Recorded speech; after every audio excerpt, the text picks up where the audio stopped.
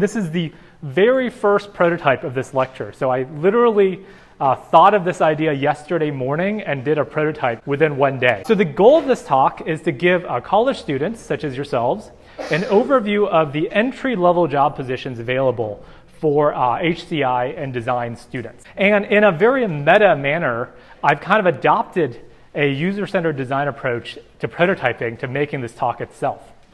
So like I mentioned, the inception of this idea came 24 hours ago or 30 hours ago or so. The big caveat here is this information changes very, very rapidly as I learn from this process.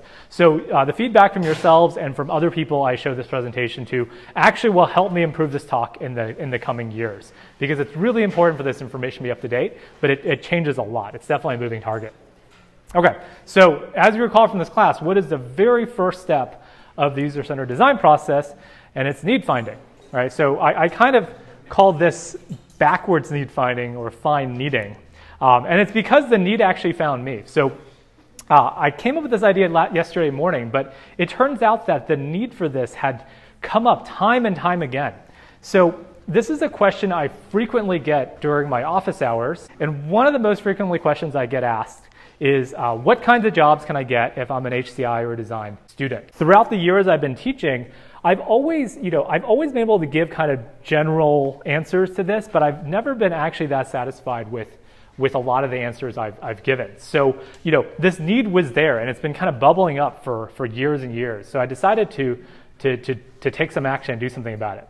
So the big disclaimer here is I am not the best person to answer this question. I graduated from college over a dozen years ago now with a degree in electrical engineering and computer science. True confession, I have never worked as a professional designer in any capacity. My technical training and my training in teaching and research has all been around design and HCI research and not in practice.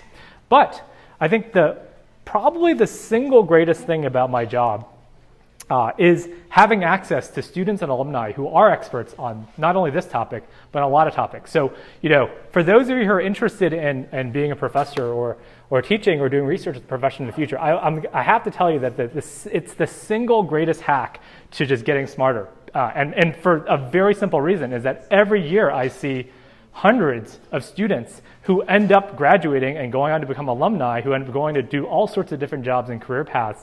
And if you do this for enough years, you just build up this tremendous knowledge base of people you can just call for different things. So I decided yesterday morning when I woke up to do exactly this.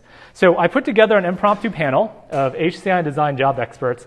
These are, I think I emailed or I messaged like half a dozen people, and several responded on a Sunday morning. I said, can we set up a Skype call to talk about this, question, and can I get your insights? This is my user-centered design process right there. So we got the need, and then I actually just talked to the people who actually knew the stuff.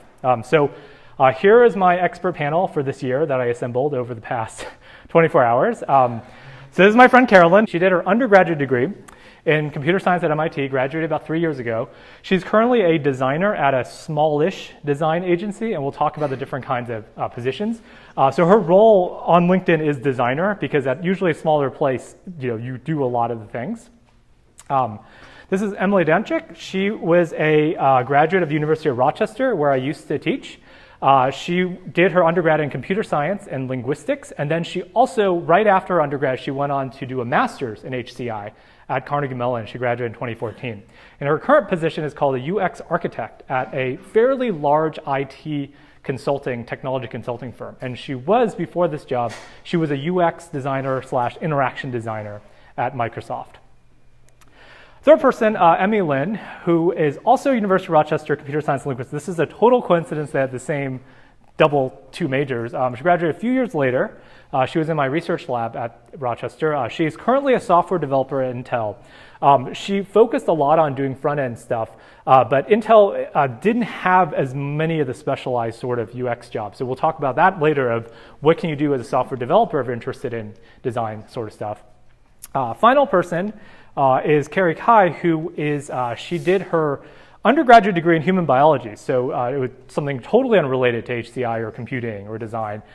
She ended up going back to do a master's in education. She ended up going to do a PhD at MIT in computer science, and her PhD work was in HCI. And then she recently graduated just a few months ago, and she's now a research scientist at Google. So I think this impromptu panel I was able to put together actually covers a pretty wide array of both educational institutions and job positions. So we have people with an undergraduate degree, mostly in computer science. Emily got her master's in HCI, and then Carrie did a PhD. And they have roles such as general designer roles, UX architect, software development, and a PhD level research scientist. Big thing here, all of the insights in this talk are theirs. All of the mistakes that I will probably misinterpret are mine.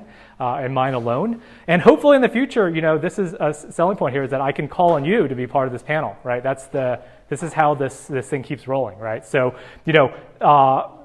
these former students and alumni graduated around 1 to 3 years ago, and I think their insights are super fresh now, but I don't want to be giving this exact same talk in 5 or 10 years, right? Because then they'll have been out for 5 or 10 years and the landscape will change a lot. So I definitely want to get new people insights on this document. I'm really curious about how this will evolve. So you're seeing the very first prototype here.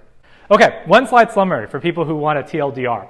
One slide summary of this talk is, if you want an HCI/design job, this is what people unanimously said, is build up a design portfolio, lean hard on your personal and alumni connections, and get a design internship while you're in college.